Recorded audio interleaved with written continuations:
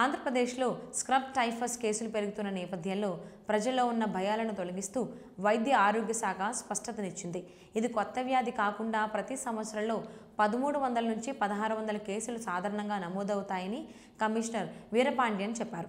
ఈ సంవత్సరం ఇప్పటి వరకు 1566 కేసులు, గత సంవత్సరం 1613 కేసులు నమోదయ్యాయని వివరించారు.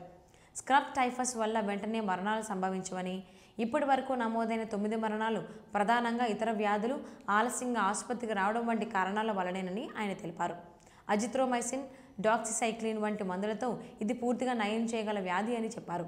అన్ని ప్రభుత్వ ఆసుపత్రుల్లో చికిత్స అందుబాటులో ఉందని స్పష్టం చేశారు. గుంటూరు, విజయవాడ జీనోమ్ ల్యాబ్లలో కేసుల విశ్లేషణ వేగవంతం చేస్తుందని తెలిపారు. గుంటూరు ప్రభుత్వ ఆసుపత్రిలో 12 మంది చికిత్స పొందుతుండగా 6 మంది ఐసీయూలో ఉన్నారని అధికారులు చెప్పారు. ముందుగా ఇతర వ్యాధులతో బాధపడుతున్న వారు ఆలస్యంగా ఆసుపత్రికి రావడం వల్ల పరిస్థితులు క్లిష్టమవుతున్నాయని వెల్లడించారు.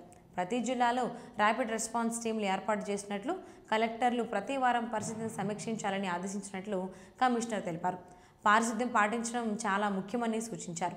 డాక్టర్ కళ్యాణ్ చక్రవర్తి మాట్లాడుతూ, స్క్రబ్ టైఫస్ నేరుగా మరణాలకు కారణమని చెప్పడం శాస్త్రీయంగా సరైనది కాదని అన్నారు. ఖచ్చితమైన కారణాలు తెలుసుకోవాలంటే కోల్ జీనోమ్ సీక్వెన్సింగ్ అవసరమని, దీనికి 3 నెలల వరకు సమయం పట్టవచ్చని వెల్లడించారు.